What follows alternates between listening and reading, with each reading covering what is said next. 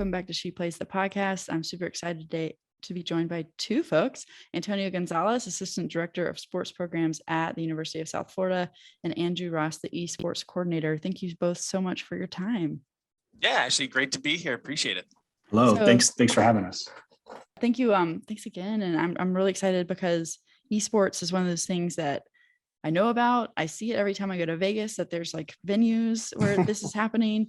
But it's still kind of a little maybe new for some folks. So super excited to have you on. I'd love to hear, kind of how you both individually got into sports programs and kind of your roles that you currently have. Yeah, so I'll get mine real quick. So I started off from a traditional sports lens. So I've actually been doing programming within recreational sports at a collegiate level for like the last 15 years. Bounced around the state of Florida for quite a bit, between FIU, FSU, and now here at USF for the last 5 years. And actually, I've been a gamer pretty much my life. I played a little bit of traditional sports mixed in there with video games, so kind of had that balance there. And then when I got to USF, they were looking at an esports initiative pretty much by my first year. So I kind of got involved with that from an expertise level, if you will, of just being probably the most technologically sound person around it and looking at, from a gaming perspective and working with some of the students there. So this has been a 4-year initiative, if you will. And for the last 2 years, the program's actually been fully up and running. So in summer 2020, we were really kind of moving everything virtually with the kind of the start of the COVID pandemic from the university standpoint. And that's really where this took off. So the last couple of years have been quite a roller coaster for Andrew and I within the space, but we're excited about where the esports program is going. Yeah, so I went to undergrad at Oklahoma State. I got a degree in finance and then came to USF actually for graduate school. So I moved halfway across the country and came down here. I was accepted into a business MBA program. And then in between my first and second year, I actually was an intern for the esports program, just kind of got my feet wet, got involved, just kind of was active in our Discord, running some programming, some different things like that. And then my second year, I actually was lucky enough to have a full a graduate assistantship position. So I was working 20 hours a week with the program while still going to school. And then after I graduated with my master's, I ended up becoming a full-time esports coordinator. And it's honestly a dream job. I've always been a sports person, and even my master's program was focused on traditional sports. But I've always played video games. I grew up playing video games. And so it's always kind of still weird to think that I'm making a career out of it, because everybody always told me that that wasn't a thing and to get off the video games and to stop playing and it's rotting your brain and all this stuff. And now it's my full-time career. So really have come full circle. And now we have built a great community here in the past 2 years since this program has really kickstarted. And I know we're excited to see what the future holds for us. Yeah, that's fantastic. Could I hear both of your favorite games that you love to play? Andrew? Me first. Okay. So I feel like I probably grew up playing more like just like Call of Duty, like first person shooters. My favorite game is if anybody knows this game, it might be a little embarrassing. So I grew up playing old school RuneScape.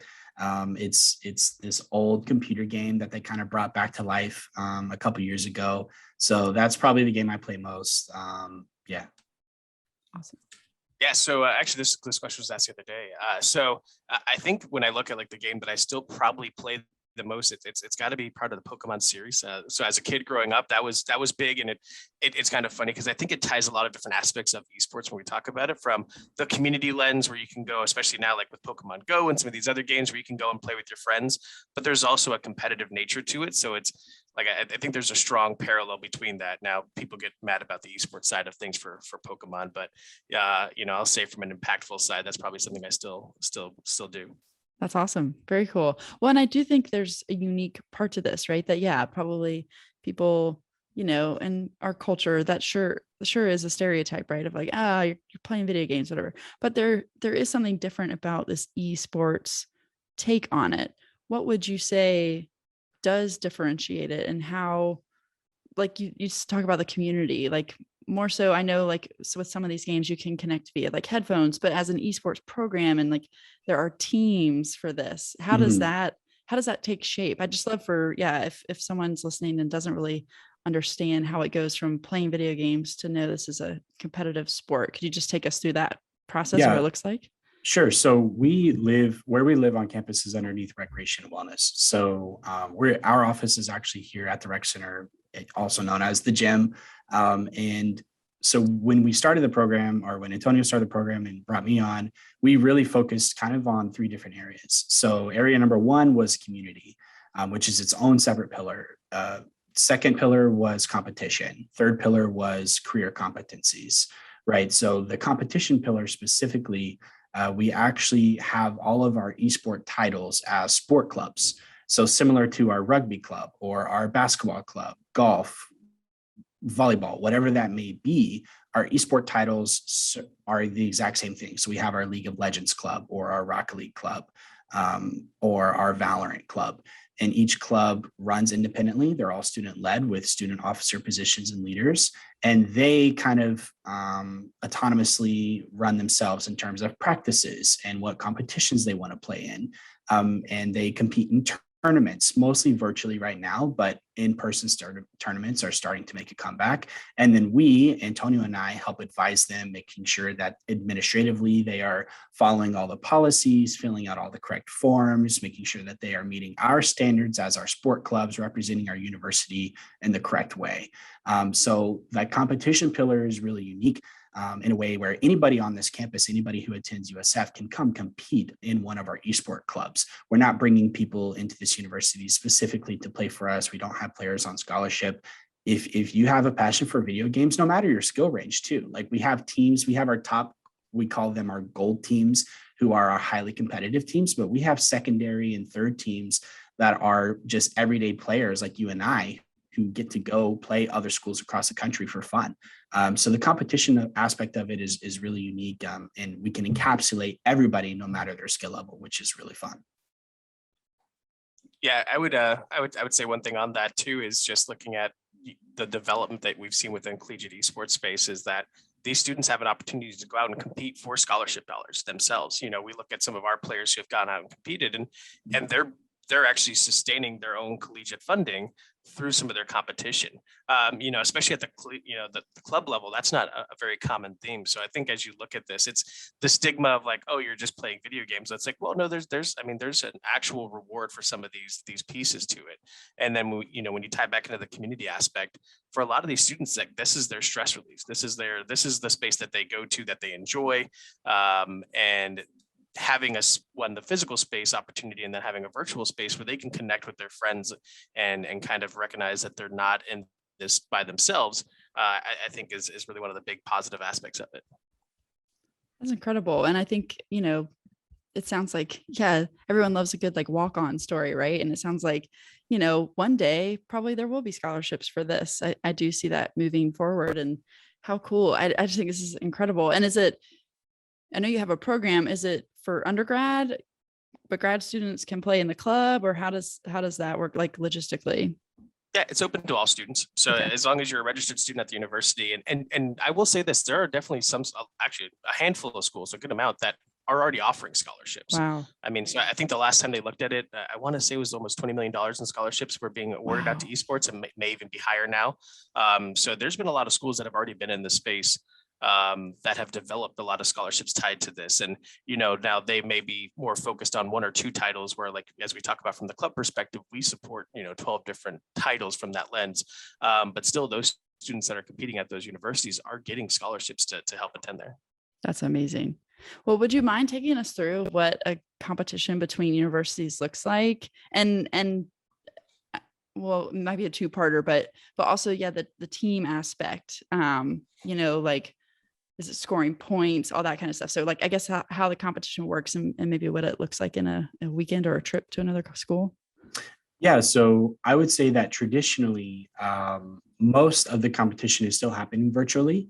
Now, our teams have competed at in-person events. So we have, we hosted where they're called LANs, LANs, for Antonio, local area network, right? Yep, that's what it used to mean. Yeah. Yeah, local area network. Now it's just something for in-person events. That's what everyone Okay. understands a LAN to be. Right. So we hosted one ourselves, and then we had two of our teams travel to basically Orlando, Kissimmee to compete, and then we actually just got back from Atlanta, Georgia, a couple weeks ago for kind of a more national competition. So those are really fun because that is when you do get to see your competitors in person, and you're right across the desk from the person you're facing.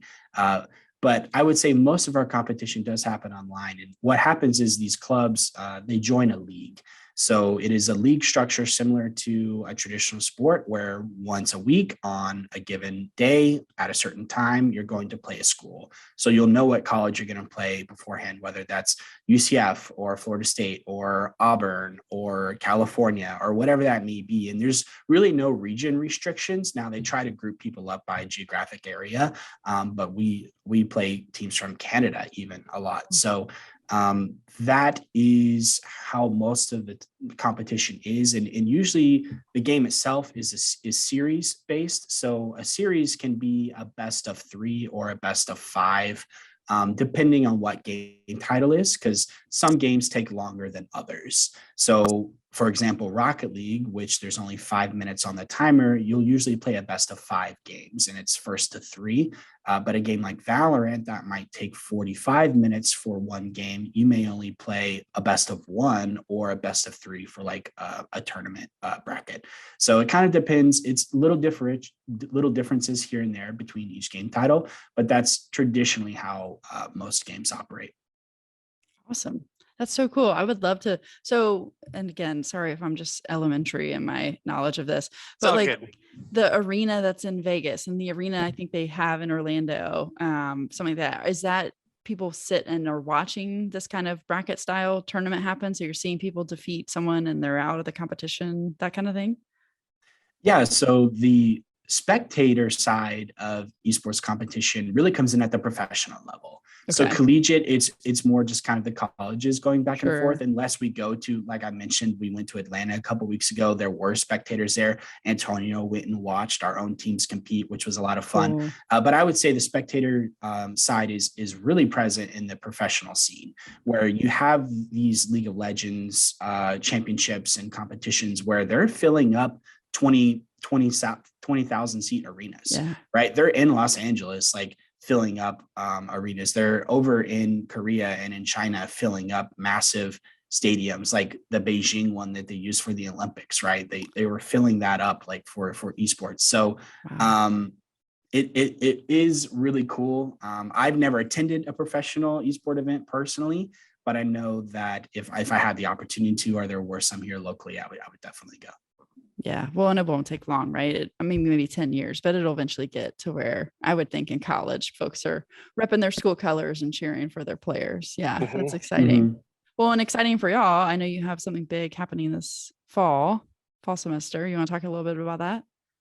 Yeah, so we're opening up a 2,700 square foot space within our rec center. So we're taking one of our older kind of rooms that was originally built for like a dance space and a dance studio specifically, which isn't quite as utilized anymore from a collegiate recreation standpoint. And we're actually converting that into an esports living lab. So during the day, we'll actually host some academic classes. So we're actually fortunate enough that we partner with like our Vinnick Sports and Entertainment Management program on campus.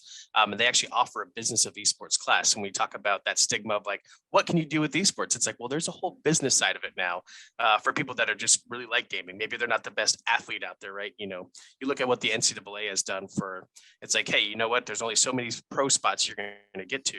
What are these job opportunities tied into the field? And esports is starting to do that as well from a collegiate space. But yeah, so during the day, it'll support some of our academic units on campus. And then, from the later hours and early afternoon, it'll become a recreational space for students to kind of hang out, game together. It'll also serve as our broadcast studio. It'll serve as our competition space, a space that we can host some of those LAN events into the future. So yeah, we're really excited. We can hold up to 50 students in there at a time, kind of gaming. So for the Southeast, we're really excited about it because it's a pretty good space, and it's been a long time coming. That's fantastic. Super exciting. But I'm curious too, other than to be a professional esports player, what are some of the opportunities for career? Is it development or um I yeah, mean, like Twitch side hustle Mhm. kind of stuff? right. So it's across the board. There's so many different spaces. So there's the broadcast and production and mass comm space for marketing and media.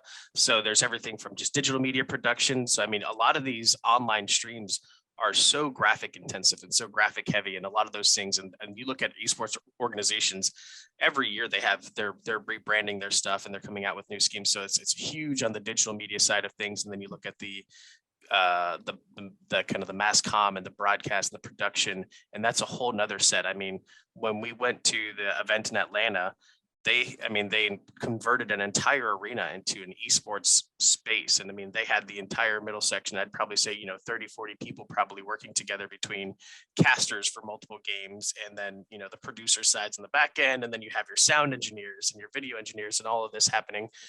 So, I mean, there's a huge piece to that, especially when you start talking about that in person versus the virtual. And then you have the whole business side of things. And you actually mentioned some of the athlete development and the management. I mean, almost every one of these major teams has 1 to 2 team managers that are working with leagues, that are working with the players and talent development. And now you're starting to see a lot more focus on health and nutrition as well. So, I mean, most of these teams have nutritionists, most of these teams have, personal training, athletic training. That's actually a big space right now. And 2 is longevity of esports careers. It's probably one of the most overuse injury spaces when we talk about that, because you're only using essentially, your hands and your wrists and your forearms for those movements, and you're gaming for 4 to 8 hours a day. It's this very similar process for training. I mean, we talk about our student athletes, some of the top tier ones, they're practicing 30 plus hours a week, which is 30 plus hours a week of being in front of a keyboard, being in front of a screen, doing a lot of those rapid motions. So, so that's a big space. So there's a whole separate health and wellness side to this. There's a whole separate business analytics, business development, strategy, marketing, everything going on there, team management, team development. So very much parallels a lot of what we see in our traditional sports lens. And we're seeing that start to build out heavily into esports. That's so neat. So even someone who's grown up playing and loves that and maybe doesn't want to get into playing, there's so much you can do in the world with talent you have elsewhere. That's amazing. Yeah, I mean, you look at esports player careers right now. I mean, it's different than traditional sports because it's a lot more mental and a lot more reactionary based, where you see students coming out of college going into the pros, and they're starting to get at that peak level of their like physical development. Esports athletes, like your brain starts to decay, you start to go into retrograde a little bit, once you kind of hit that same timeline. So I mean, esports athletes are super young. I mean, you're talking 17, 18 in these pro spaces, and their careers are really starting to finish right around the time that most people would be graduating college. Well, that's awesome. But I know that, just real quick to touch on like even the pro player options, because I know they're out there, and something that's unique. I know the MLS, I used to live in Orlando, so Orlando City and Orlando Pride. I know they have esports players. They have like a separate part of their league that is esports. Is that the only? I'm unaware. I know in the women's side, there's not much of that because there's not many women's video games yet still, but that hopefully will change. But is that in the NBA? Is that something that you see evolving for a lot of leagues to embrace this side of the sport? Go for it, Andrew. Yeah, I definitely think so. Right. So we saw it first kind of with the NBA, and they developed their 2K league probably 4, 5, 6 years ago, maybe, where teams, orgs like the Miami Heat, the 76ers were actually, they had their own esport teams as well. And now you mentioned the MLS. And I know that there have been some initiatives from other leagues like the NFL and the NHL and the other kind of the big four rounded out. And I think that it serves kind of a multi-purpose for them. One, there's revenue to be made. There are dollars to be made in esports, but 2, it also helps those leagues attract a younger audience. Not very many teenagers or young 20s are watching MLB games. Now, there are a couple of baseball fans out there who are still rooting for their teams, but a lot of these leagues are going to run into issues in reaching out to younger audiences. And I know specifically like the NHL, that is something that they are trying to focus on, is how do they use gaming? How do they use esports? How do they use their digital spaces to help bring young fans into the sport who will then watch their sport for the rest of their lives? So I think it's kind of also a marketing tool for them to really engage with those younger demographics. But from the competition side, from the competitive standpoint, they're also putting money into these leagues. They're having teams, they're building them training facilities. They're paying these players salaries, obviously, and they're putting money into these prize pools to represent their organizations, not only on the court, but on the virtual court as well. So actually, one thing you mentioned there. So I think it's important to recognize too with esports that there doesn't need to be a separate men's and women's division. I think the beauty of esports too is that it's very much a co-ed based opportunity, because there is no physical differences in terms of development and everything along those lines. I think the challenge that we see with representation within the space is that there's a very big lack of development at younger ages, and it turns off a lot of younger women who get into the space and experience uninhibited toxicity or sexism. And we see that with our space too, is from a lens of talking with those students who come in like, oh, this is an organized space, they feel safe in it, to come back to it. But a lot of them, they've either pushed through it and they've just learned to live with it, or they recognize that like a space like USF or, a lot of these collegiate esports programs are building safe spaces for them to come back into so that they can go and do something that they enjoy. But I think right now what we see, the reason why there's a lot of lack representation specifically with women, is that females that want to game have to go through so much more because there's a big lack of development and mentoring and I would say oversight, if you will, at the youth level, right? Like when we talk about youth sports and little league, t-ball and stuff like that, and co-ed sports, right? There's always an adult there to correct behaviors, right? To set things straight. That doesn't exist in the online community side. Right. If I was 7, I could go on and play a video game online and play against adults who can use whatever language is within the space. And now a lot of these games have things implemented in there to correct some types of behavior. But I mean, it doesn't take too much before you go and have to, report 13 people before you finally realize, yeah, this is not a space for me. So I think that's one of the challenges that we face. But I think as we start to develop more collegiate spaces, and high school and middle school start to develop more collegiate or those esports leagues and spaces for students, I think we're going to see a lot more female athletes enter the space from students who, from the mental development side, it all goes back to like, it's mental development and reflexes to be an esports athlete and an understanding of the game. Those are the 3 big things.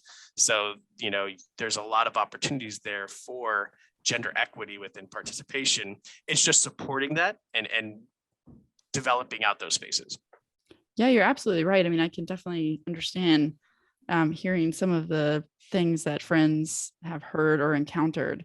I could see how for younger children, that can be hard. But as you said, as it keeps developing developing out, not down, developing out. And I think that's one thing I love about esports is the co-ed nature. Like I can't wait until there's an NWSL video game, right? That both men and women, anyone can be on an esports team to play.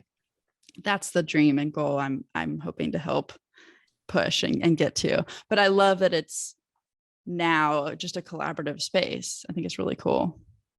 Yeah. And kudos to people like you who are creating those safe spaces that are saying, hey, we want to facilitate that kind of community, that kind of just like the fun competitive side of this without some of the drama or the unsportsmanlike. Definitely the challenges that exist within there. And like I said, I think the collegiate space is where it's starting at. And I think that's a great opportunity to continue to develop out into those other spaces and build models off of like how to replicate this, at the different levels of education and development. Yeah, that's fantastic. Well, if there's anything else about your program you want to share, please do. And let's definitely let people know how to get in touch, how to follow the program. I love your logo. It's a bull with a video game controller. It's amazing. But anything else you want to share about the program and how folks can find more information if they're interested? Sure. So I'll plug some stuff. If you're a casual gamer and you just are on your cell phone or playing mobile games or on a console, whatever, feel free to join our Discord. That's kind of our community space. So that's going to be discord.gg/USF-esports. We have over 3,000 people in that server. 1,500 of them are verified USF students. So if you want to make some friends, our our clubs are hosting community nights all the time. You can, of course, follow our socials, whatever, Twitter, Instagram, it's USF_esports to keep up. And we post updates from our teams, updates from our community, and kind of keep everybody in the know of what we've got going on. So that's it from the esports side. And then, of course, my personal Twitter is Andrew Ross 1107.